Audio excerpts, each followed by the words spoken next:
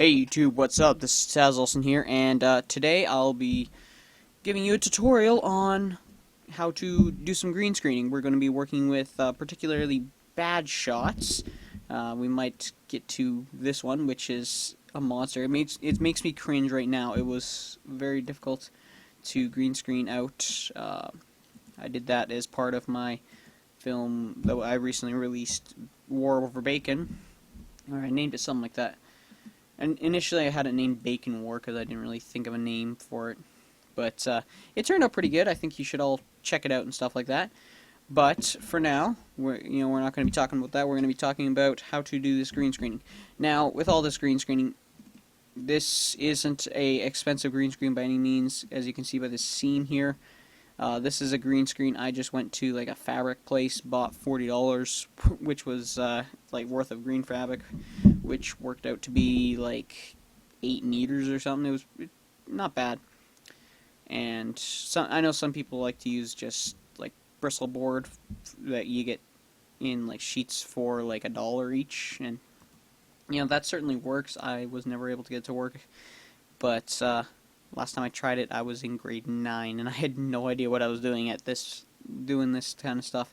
So, yeah, these aren't particularly good shots, even though, I have a green screen that's half decent, but there are wrinkles all over this, as we see in this shot. There are terrible, terrible wrinkles.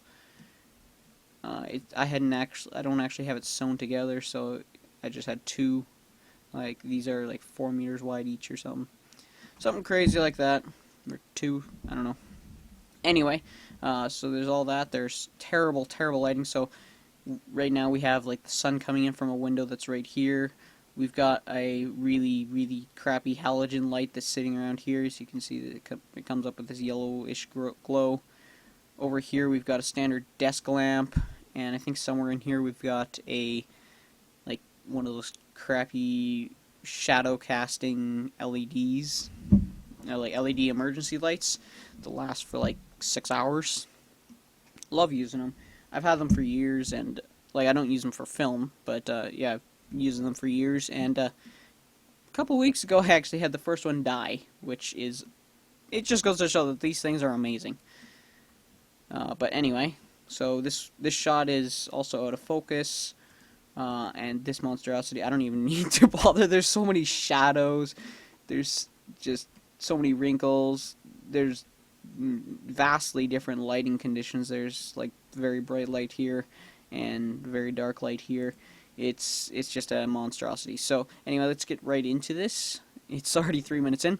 So we start off. Most people, by the time they get into After Effects, they know what keying is. So that it's Chroma Keying, which is removing a color from the background. Usually it's going to be like a green or a blue, sometimes maybe black, white, whatever. Although if you're doing those, different options. But anyway, first thing you see when you get into keying is there's all these different names, and you have no idea what any of them do particularly. Now when I first got into, Sony Vegas, I had one option. I had the chroma key effect. I did not have, let's see, 1, 2, 3, 4, 5, 6, 7, 8, 9, 10, 11 effects under keying alone. And then there's like key correct. I think that's like third party though. But there's a whole bunch of crazy stuff going on. And it's just really confusing. Now, first thing I did, I went into color key, and I started using color key, build up the tolerance, and ooh, it works for a bit, and then I start taking away from my character. And so, for a few years, whenever I had to use it, I would add like 5 of these effects, and it became, it was kind of mediocre, and it just wasn't that great. When I was doing Desperate Measures 2, I started learning about this effect, Color Range, which works very good for what I use it for. Not so well in this case. Well, it still works much better than the other effect, but it's not great, and it still leaves like this massive blackout, or this massive green outline and stuff like that. But I guess there's also Luma Key, which is very helpful, or not Luma Key, I got linear color key. Yes, I enjoy using this also for some things. It's very nice, very light and faded and stuff like that. Matching tolerance, but once again, it only works so far. But the one you should be using is actually Key Light. Now, this is a remarkably effective tool. It's very customizable, not as customizable as Color Range in my opinion. I find Color Range is just, I can get exactly what I want in some cases. But this is very, very helpful, and it works amazingly with green screens. So I click on my color, and boom, already it looks pretty darn close to perfect, even with this not very well done shot. Now, if you have an actual, green screen that's very well done, and you get those professional ones for like $100 or whatever, you're not going to have any of the problems with like little stuff here and stuff. But if you're here, you don't have like a professional setup. So I'm gonna go into my view. I'm gonna switch this to screen matte. Now we get to see the matte, and we realize, okay, it's not that great. And it's very nice that I'm able to set this to matte because I get to see exactly what's going on here. Now, for those of you who don't know how matte works, white is all the stuff that does exist, and black is basically nothing. So we want to turn everything that should be my screen into black. Now we've got a lot of white stuff here, but as you'll see, that clears up very fast. I usually like to start by taking my screen gain up to about 110. And then I start bringing my clip black, my clip white to usually about 50 each.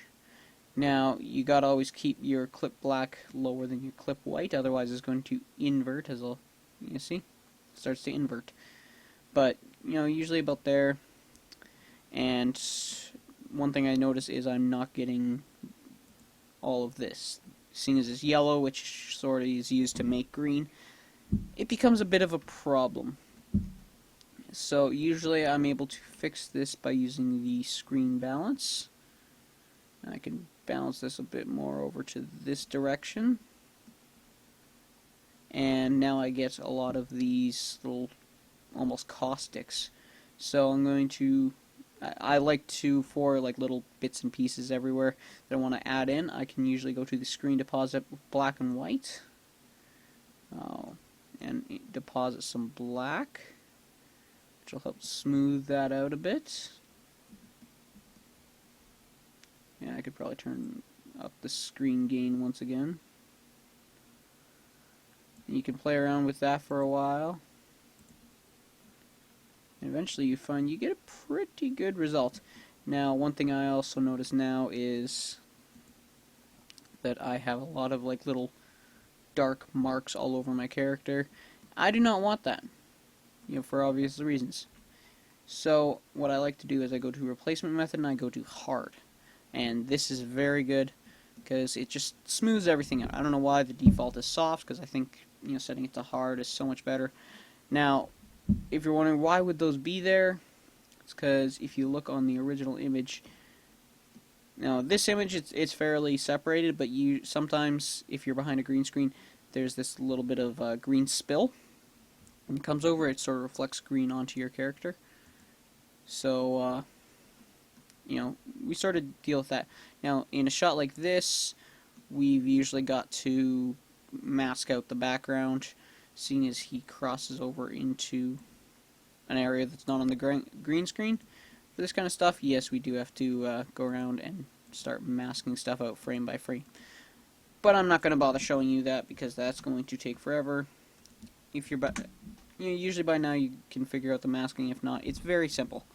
Just draw around your image, hit M, go to mask path, hit the stopwatch, and then start moving along with them. Pretty basic, although for this particular shot, I should make a mask, get rid of all that stuff, and then I can mask path and move this back to the beginning. Hit this button, adds a keyframe, Bada boom, bada bing. Now that I have isolated just my character and I add back key light, boom, I've got a very, very good mask. I've got my character isolated, and I can suddenly start adding my background. Now this is clip 2. So let's see, where is...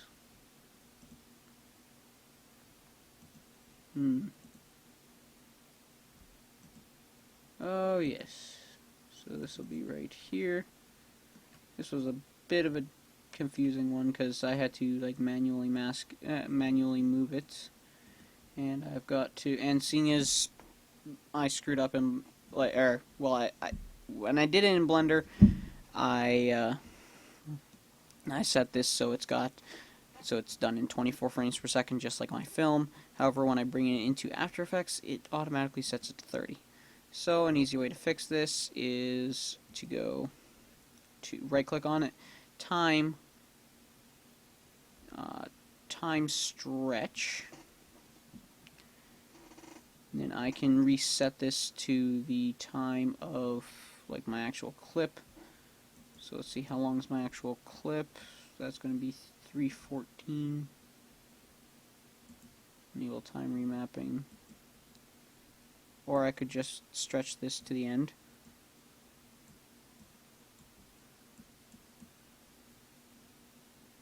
Now it's kind of where it's supposed to be. It was all done by hand with the tracking. So it's kind of meh.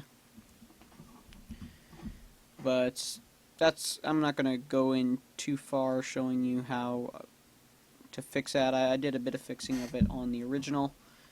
As we can see, if I go into the actual shot, this is shot 2.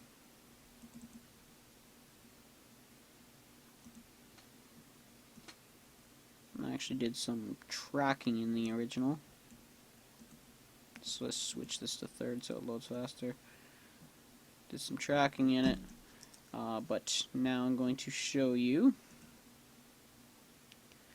Actually, you know what? I'm going to pause it for a second. I'm going to actually switch to this shot because this one's not going to be as interesting to show you. But I'm going to show you how to do some basic compositing. Okay, so I have now dragged in this particular shot, like I've dragged in this clip, and brought it over to this composition. And this is just the one that's already masked out. I've removed all the correction effects and stuff like that. And so we're going to get into this. So this is what I have. It's all nicely masked out, and if I hit this button I can remove the masks. Had to do all that frame by frame, so yeah, it did take a little while to do, but once he's on the green screen it's not a big deal. Now I can run over and grab my background image, which I also created in Blender. All my CGI stuff was done in Blender, basically.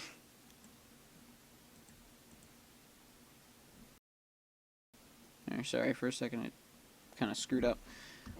So now I'm going to hit S, scale this down a bit, position it to right about where I want it to be. Going to make sure this was properly tripoded. Which it was not completely tripoded, as I can see a little bit of movement in here. So I'm going to do a bit of a fix on that. So click on this, go to Layer, New Null Object, bring this over to the tracker, hit Track Motion. I don't need to bother tracking camera. However, if you can do a proper 3D track, it's always beneficial, but 2D tracker is going to work perfectly fine for this shot. I'm going to grab, let's see, this corner here, the picture. Let's go to rotation.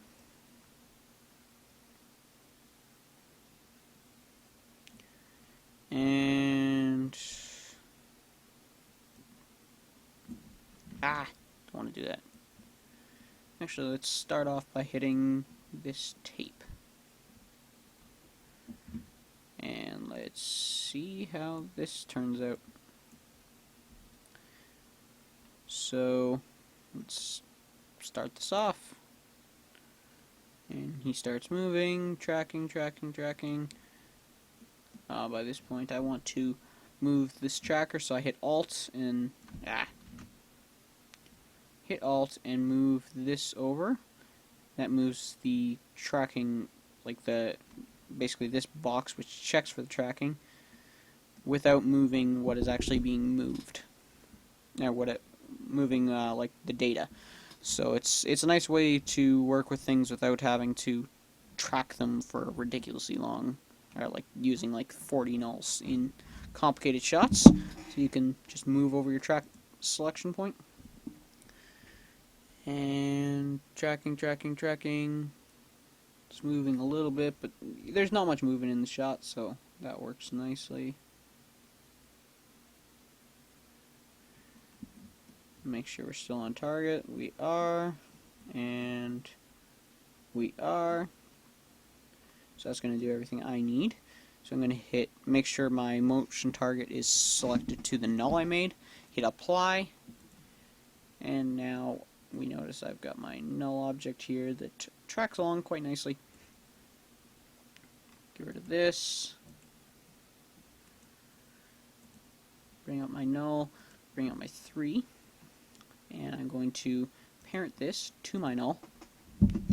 This is just basic green screen correction, so it does kind of go in with it. I'm going to go over some basics of correction. Now, one thing I notice is my background has a lot of grain. Now, there are two things I could do about that. I could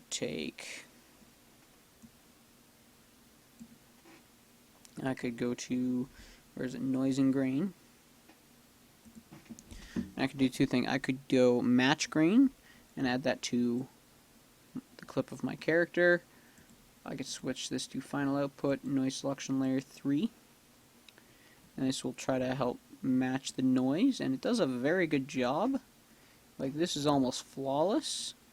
And if you're looking for like sort of a crappy look, this is excellent for blending things in.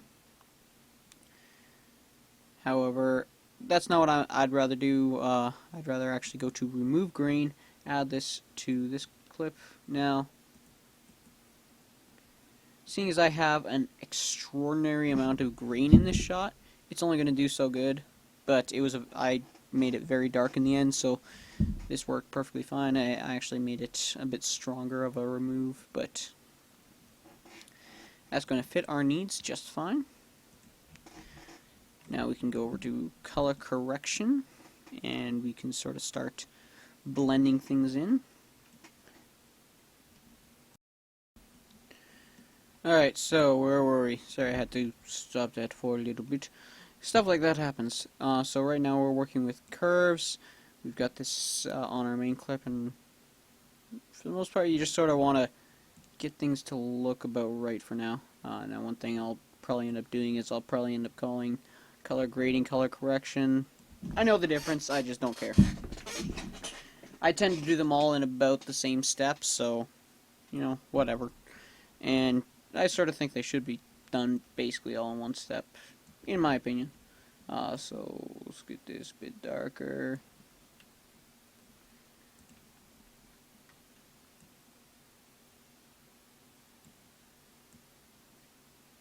Okay. But yeah, in case you're wondering, the difference between color correction, color grading, color correction is sort of getting your shot to like match up.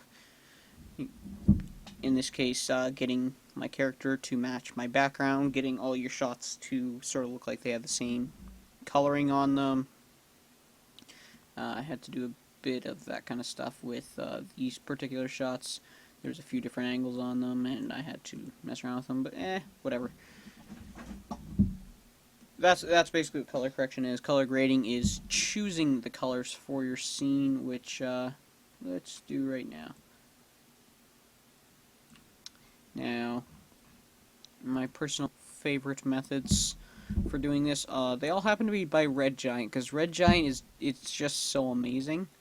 I'll go through it, and then I'll go through some other stuff. Now, if you're using looks, it's really self-explanatory and really, it's actually fun to use, so I'm not going to go through and explain this particular tutorial. Actually, a lot of color grading should probably be done with adjustment layers. Now, if you don't know what an adjustment layer is, an adjustment layer is something that you move it and it affects everything below it. So everything below here, below this level, is going to be affected by whatever I choose to do here. It's at my mercy. So I'm at the master, and usually what I tend to do is I tend to bring my shadows over to about here. Wow, it's starting to run really slowly. Okay, that's a bit extreme, but okay, it's starting to run slowly, so I'll run it about third. We can see everything we need to anyway with that. We're just doing color. Now, one thing I would also recommend is a few days ago, from like now at least, Video Copilot came out with their color Vibrance plugin, which is completely free, so you might as well. It wouldn't necessarily work for this particular. I don't know. Let's find out. Yeah, it's usually more for like other crazy stuff, but it's very cool to mess around with, and it's very powerful. So just a plug, go check it out, see what you can do with it.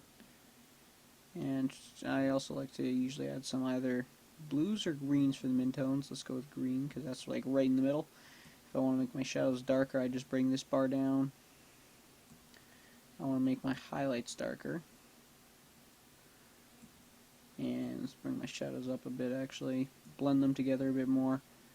I'm also going to go back to my curves. Yeah, when that happens.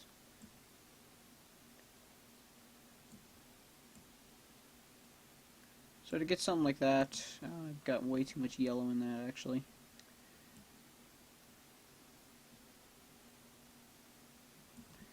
And I'd probably also go to my color correction levels. Lately I'm starting to really like using levels because I just like the way they work. It's on individual sliders and I can do so much with it.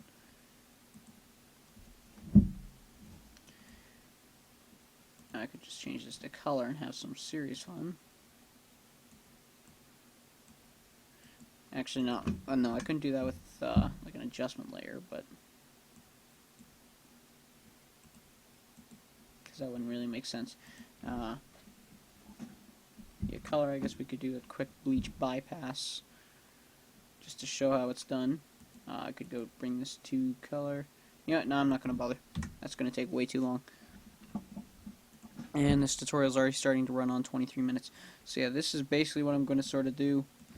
I could also get rid of color, go to levels, and just work with something like levels. Let's add some curves in there just for fun. Drop this down a bit, drop this up a bit, or can't really drop it up. Ooh, look, the gravity shifted. But we add in some blue here. Let's drop down some of the reds.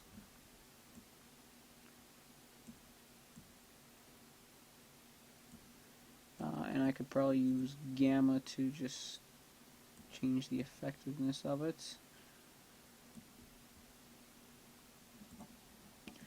And I could probably go to blue.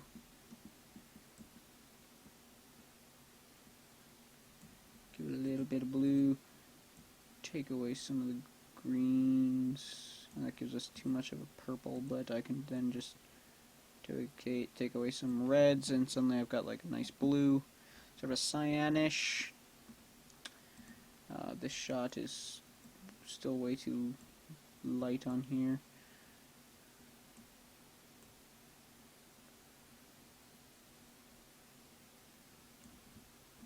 And one other thing I can definitely do is, seeing as I've got this as something that moves or isn't at its original like scale, Actually, one second. First, I should fix this because it just looks like crap. There we go.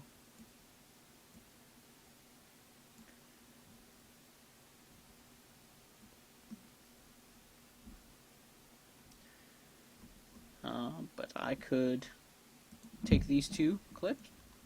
I could take my null that my 3 is tracked to, and 3 itself, pre-compose these, make sure I move all attributes in, although you can't not at this point.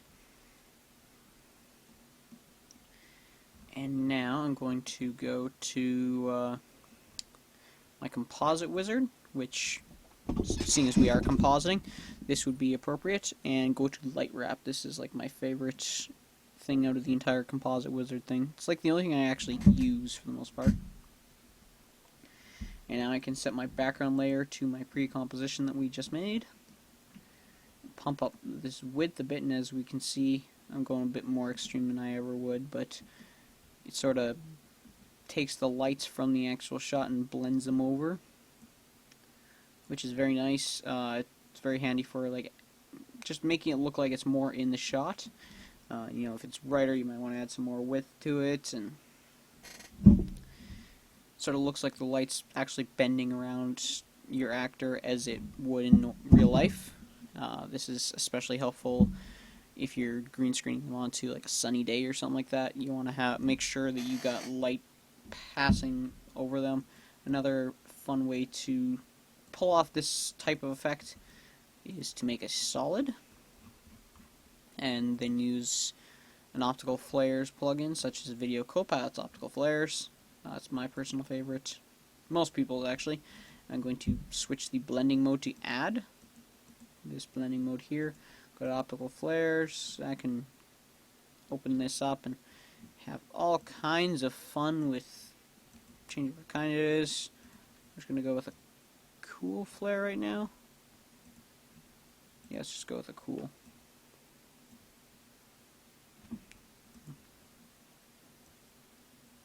I don't usually get very picky with these. I'm not very good at picking them up. I can change the scale and how bright it is. This is a pretty dim light, so I'm going to switch this to about like 20. Bump up my scale a bit. And I'd probably also simplify it if I was spending the time, but let's add this to like the bottom area. You want lens flares. Lens flares are very powerful, especially if they're like very subtle. Just add that little extra bit of life to the entire scene. And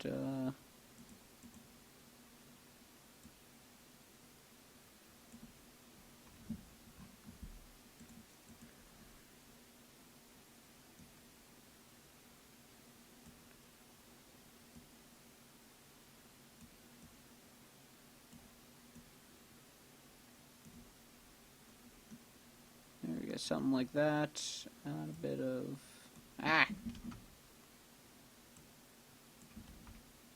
hate when I accidentally grab the line instead. But there we have a very, very nice, very amazing looking scene for the most part. Obviously you want to spend a bit more time, tweak it up a bit, but you see how this basically works. And it's kind of the same thing for a shot like this. This is just a really, really bad one. I'm not going to go through the compositing and everything like that. I already showed you how to do that, but we're going to go over the keying of it. Now, once again, it's very similar. This actually worked surprisingly well, seeing as the light was fairly even. Now, right here, I actually like looking at this because it looks like it pretty much just changed the entire thing just to flat black. It's kind of interesting idea. At least it is to me. So I'm going to bump this up to about 113. And a few other things I can do is I can go to the screen pre-blur, bump this up to like 1. Doesn't tend to do a whole lot in a lot of cases. Usually I like to add a little bit of it though. I can go to my clip black, start bumping this up. I'm starting to see that it's getting some good results. Go to my clip white, bring it down. Oh, a bit more to get rid of on my clip black. And there's stuff I want to keep in that's just not, it's just going away. So let's add some deposit black, and let's see if anything's okay. We're getting a bit too much here, so I'm going to change the screen balance a bit. Oh no, that worked horribly. Not deposit so much.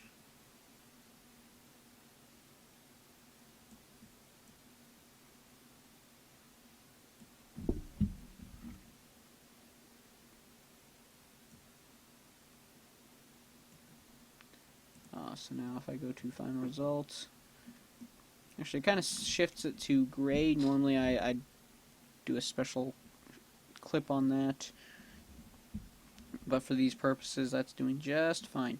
So I'm going to switch this to hard color, and actually I didn't go over this before. The screen softness, very key. Bring this down to about 1. Sometimes you need lots. This is sort of, it blends it in a bit better. I'm going to go with 2 for this particular shot. Screen mount once again. This looks pretty fantastic.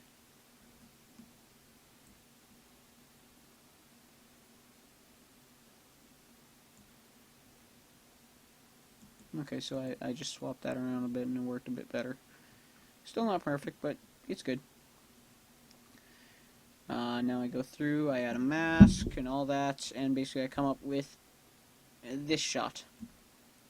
I did a whole bunch of like color correction. As you can see, I went to hue saturation. That's another thing you usually should probably be doing, is going to color correction. It's a little hidden trick that everyone seems to forget, is that if you desaturate your image beforehand, it tends to color correct a lot better.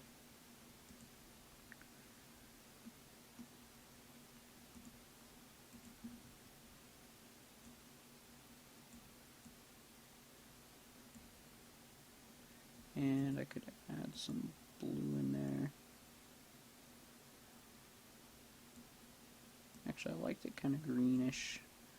I like that green.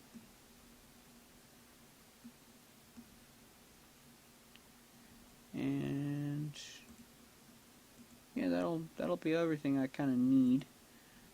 Let's make this like a light greenish, just because the entire scene is green, and by default it gives sort of a blue glow. Because that's the one I picked, is it's blue, and it's nice and easy to use that, like that tint, to change over all the colors fairly simply. So now we're running at about 33 minutes. This is getting a little ridiculous. One thing I also did, seeing as if you have a difficult shot, you're not going to be able to get shadows very well, as I did in this particular clip.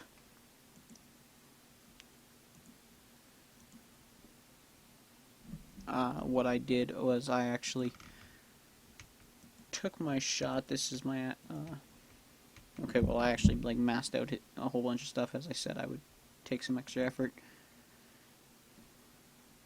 So this is my actual shot. What I did is I actually added a separate version.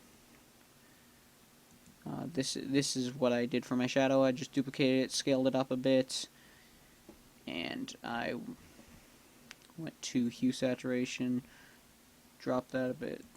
Fast blur, this is what made it all blurry. Makes it a bit, actually I'd probably go with a Gaussian blur nowadays.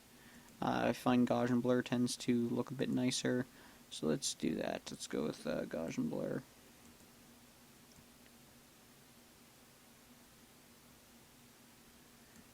And although it doesn't make a huge difference, but just it looks a bit more natural usually, more focus based and stuff. And so now I can take my clip and I switch this to multiply.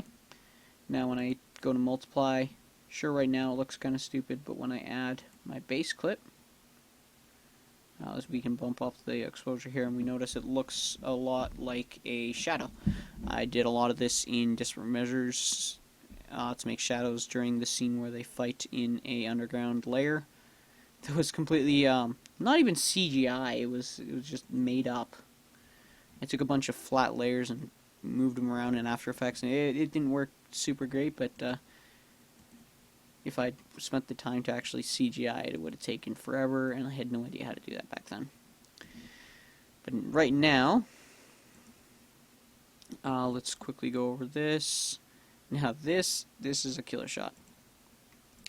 This is one that sucks. I believe I actually did a whole bunch of stuff. And I tried to get the most midpoint. Oh, I accidentally clicked. Tried to get the most midpoint as possible. Screen matte. And I'm going to ignore the fact that my hands move up all crazy like that. I'm going to go with this shot, and basically I'm just going to, yeah, I masked out my hands frame by frame. And seeing as it was a dark shot, I didn't have to do very good on like masking, but yeah, masking frame by frame is something that happens a lot if you go off the green screen. That's just how things work. That's why professionals always tend to have like those absolutely massive green screens that take up like everything. So let's go with screen matte. Yeah, I'm probably gonna actually have to do some isolation stuff, although this isn't working too bad. Now if I pre-blur this a bit, now we can actually see some like of this pre-blur taking some effect. I switched this up to like 1.5 or something. Start blurring stuff out. Don't need to be depositing anything. Need to deposit some white. Get rid of those little bits and pieces everywhere. And there we go. That's actually a pretty decent shot. Switch this to hard color. And this is what we get. And see, that was an absolutely horrendously bad shot with horrendously bad lighting, and with this simple effect, I guess that should be the basics of this entire tutorial, but yeah, with this simple effect, we were able to get rid of it now. Still got some masking to do, but we can deal with that later. And this ended up being, let's see.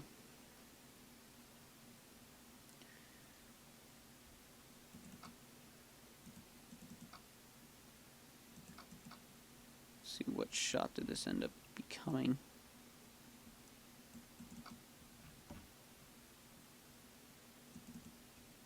Here we go. Load this up.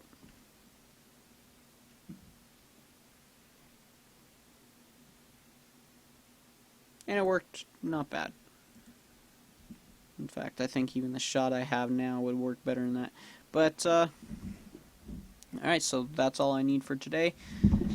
Next time I'll probably have a bit more of a effect type of based tutorial. But I really wanted, actually I already have in mind exactly what I want to do. I just haven't gotten around to shoot the actual clip I need in order to do it. And it's going to be pretty cool. It's not something I've really seen done properly in a long time, so I'm going to enjoy it. But, you know, until next time, my name is Taz Olson. I'm signing off. Goodbye and enjoy green screening.